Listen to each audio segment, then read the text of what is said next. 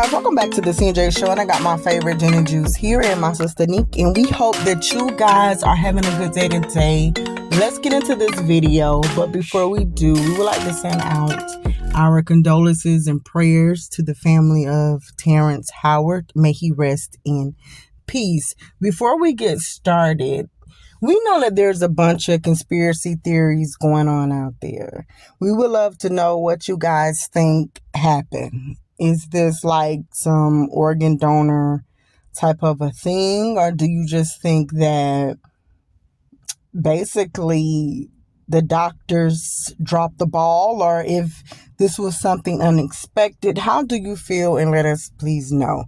Now, for those who do not know about this story and what took place in this tragic story, and to have to see these parents try to revive their son in the hospital, my mind was going crazy. It really was. But if you don't know the story, Terrance Howard, he got accepted to play football for the University of Alabama, but he ended up getting a full scholarship to play for the University of North Carolina. So while he was transferring, he ended up getting into a car accident. Now, it does not say whether or not Terrance hit this motorist or if it was someone else. But however, he got out the car to go and check on this person and see how they were doing, and he wound up getting hit by this car. So that's how he went to North Carolina Hospital. Now, while they was in the hospital, I don't know if the parents... Wait, we got to go back just a little second.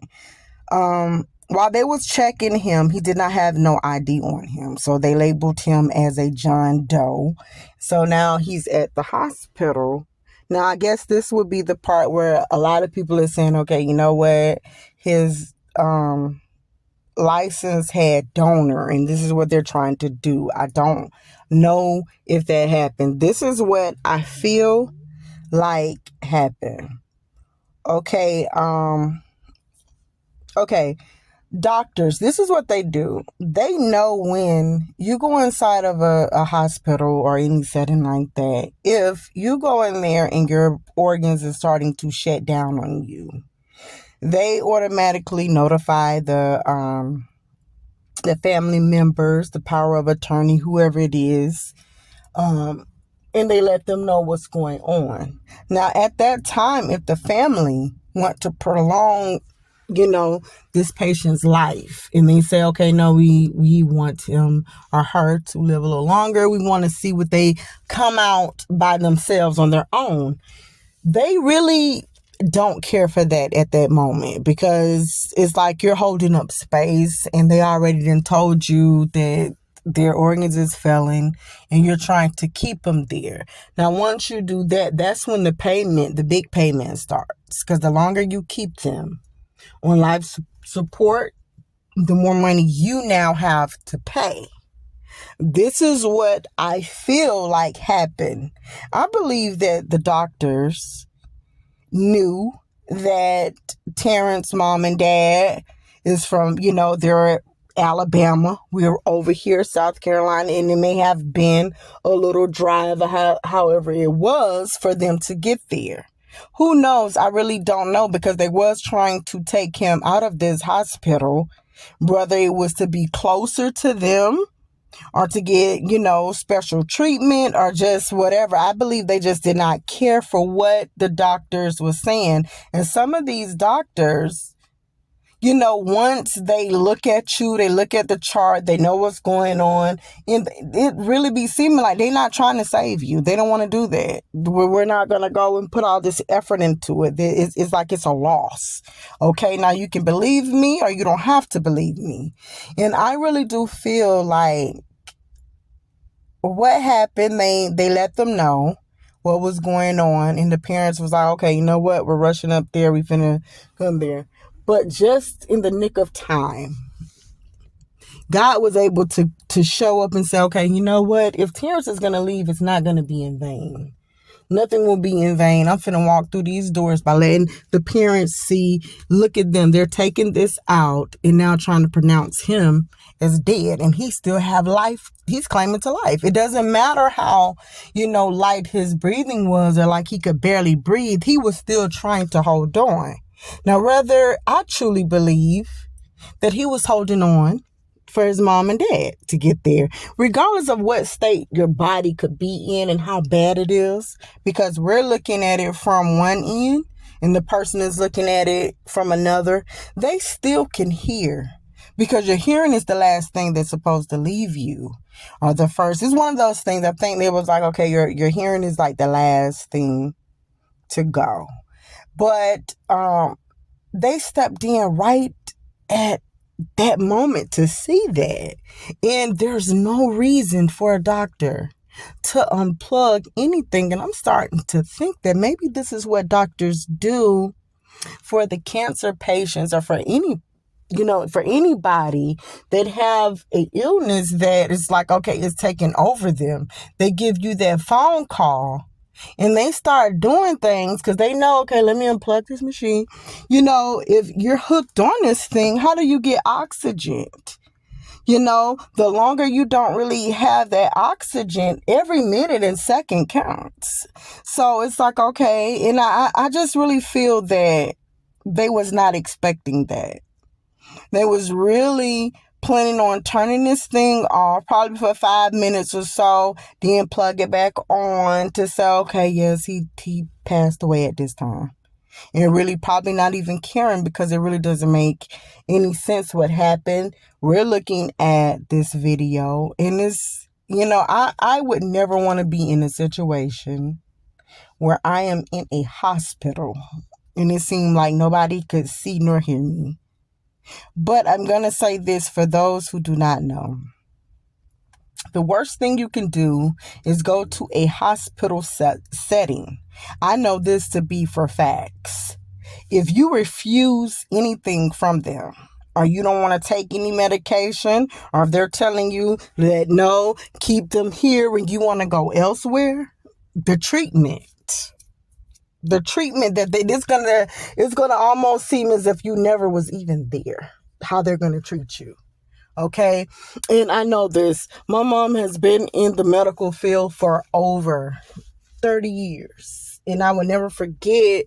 Here it is. I'm going to the hospital and I have my twins, and the doctor wanted to give me some kind of medication, but I already knew I had already took it, and it had my heart racing. I couldn't really breathe. It just had me all out. So I'm like, no, I don't want to take that. And that doctor put on the chart refusal. Once they put refusal on there, that whole entire night, it was misery for me. Nobody really came to the room to check and see how things was going. They probably came like, every 2 hours? I said I had to go to the bathroom. They did not want to help me go to the bathroom. They said, no, you can't do this, you can't do that. All because the doctor said that I was refusing to take this medicine. And so I don't know if he looked at it like, okay, no, you're refusing to take this medicine, so you don't care about your kids. I don't know if that's what he was trying to get it, but he wrote that and all the nurses knew. But thank God for Mom. Just thank God for her. Because in the morning, that whole entire place, I ended up having my babies in the morning. And by the time she came, the whole place was on a whole new different direction.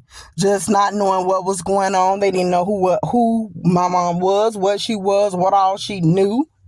But guys, if you are going there to any hospital setting, if you refuse to do something or you're acting in a certain way, just reconsider if you have loved ones there, even for yourself, because the treatment is going to be very different.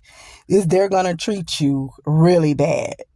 Now, I know that we all may have, you go to the hospital and you may have one nurse that could treat you one way, but the rest of them may be okay. You may have one doctor that seems like he's out of time. He really don't care. He's just there to pass on the messages and go to somebody else. But when I tell you, you refuse something and they look at your chart, this is like saying, okay, we're looking at the troublemaker. Okay, we know what to do with you. You won't get no help, and this is the wrong time when you're in a hospital setting and you're needing them. But what I don't understand is this. Where is the compassion?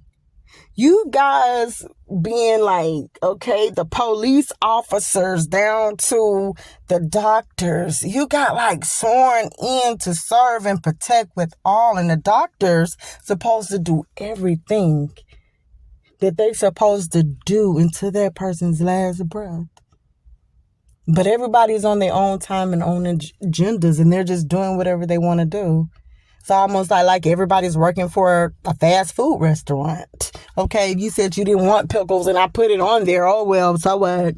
But we can't treat life that way. I don't know what happened. I really don't know what it was about. I don't know if I just don't know how the treatment was. But I know what the family walked into. But guys, let us know what you think, and regardless of how bad any situation is, and even though we can't really see the green side from what seems like the dark side, where the grass is always greener on the other side, one thing that we have to know is when God steps in and give us that peace, or they give our family members that peace and loved ones, we have no other choice but to accept it, because that is a peace now that they don't have to sit here and suffer, and now they can just live on. But guys, let us know what you guys think about this and what really happened and how you truly feel, and we are out.